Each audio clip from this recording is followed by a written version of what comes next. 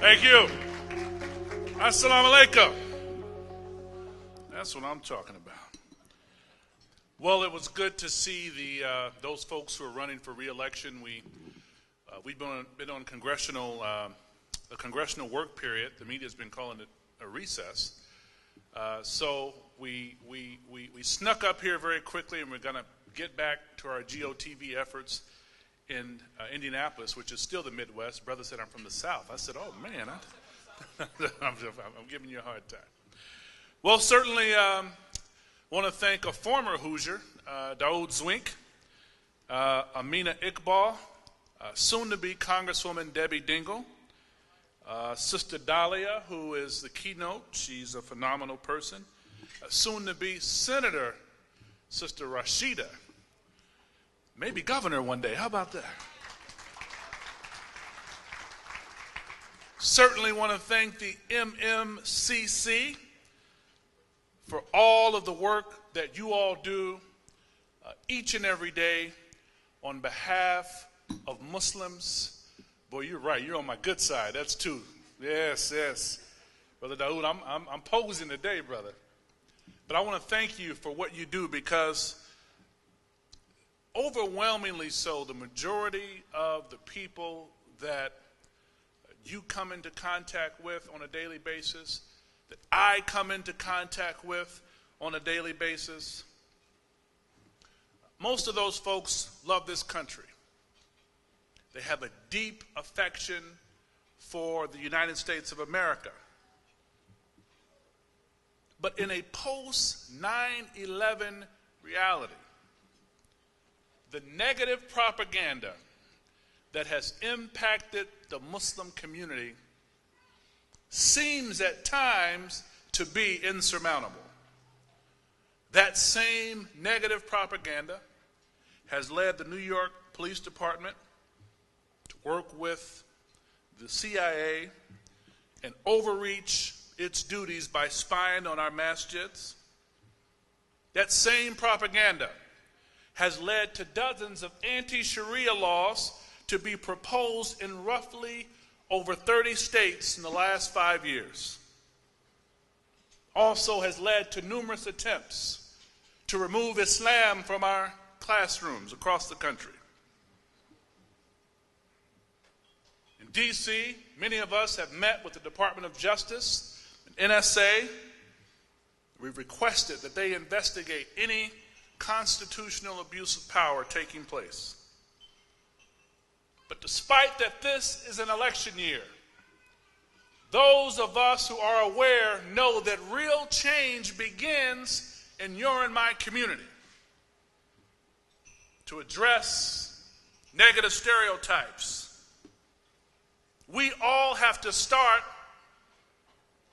becoming change agents in the mosques, at work, city councils, state houses, governor's mansions, U.S. Congress. That's why the work of the MMCC is so critically important.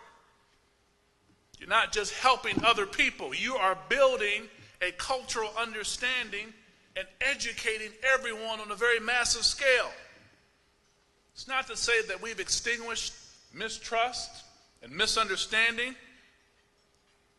but it does give us an opportunity to share the history of Islamic literature and poetry, the history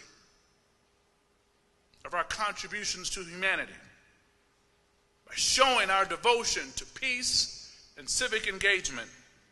By working together collectively, we can paint a different picture of American patriotism.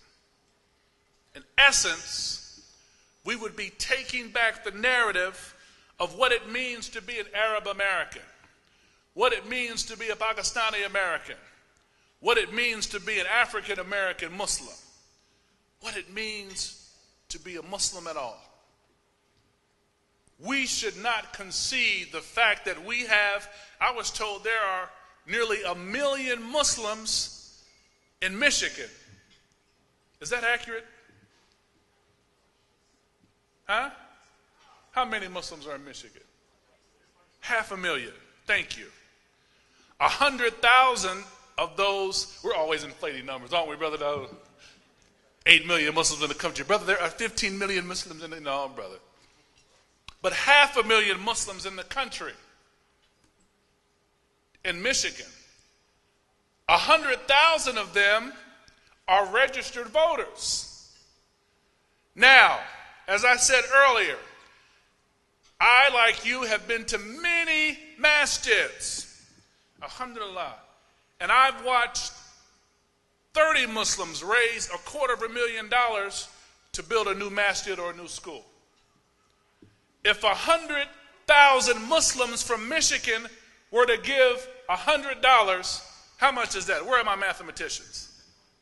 That's $10 million. That is enough, brothers and sisters, to unseat a governor. It's enough to put a Muslim in Congress. It's more than enough to get a Muslim mayor. More than enough to get Sister Rashida in the U.S. Senate one day.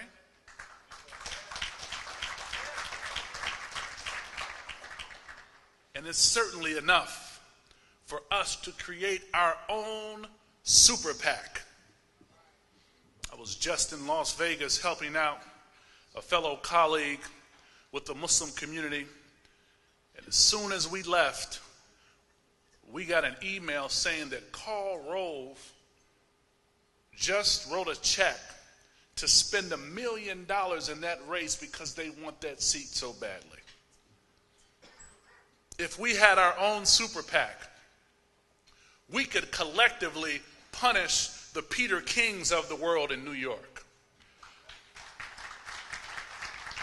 With our own super PAC, we could collectively penalize any state legislator who wants to introduce anti-Sharia legislation in the name of U.S. patriotism.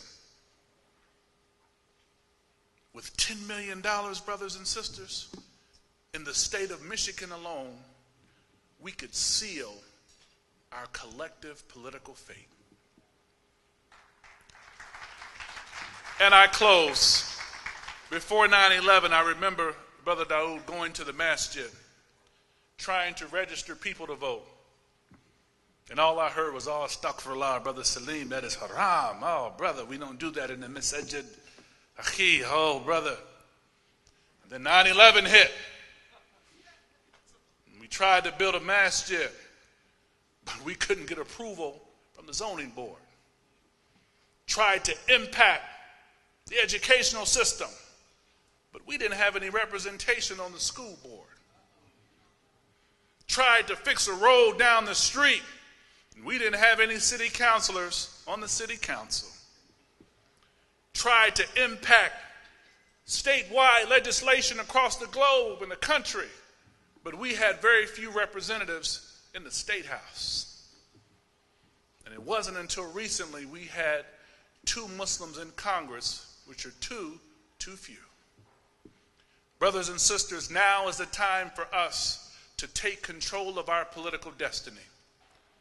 No more astaghfirullahs. Now it's time to say alhamdulillah, because we are a formidable voting bloc. When you see a Muslim in the mall, give him or her the greetings of peace. And when you go to the polls, remember that if they don't represent you, they shouldn't speak for you. We have a courting process. And when you're courting someone, hopefully you're invested in that person and you're trying to woo them. We can no longer allow politicians to have a mistress relationship with the Muslim community. When the poll numbers are close, they come to our iftars. Not these good folks. They come to our iftars. They barely give the greetings. The poll numbers are close. We give money. They get our votes. And then when they get into office, they forget about our community and they don't want to be seen with us. We don't want a mistress relationship. We want to be a priority. And the only way we can be a priority is if we unify and say, enough is enough. Thank you, MMCC. Jazakallah khair. Assalamu alaikum wa rahmatullah.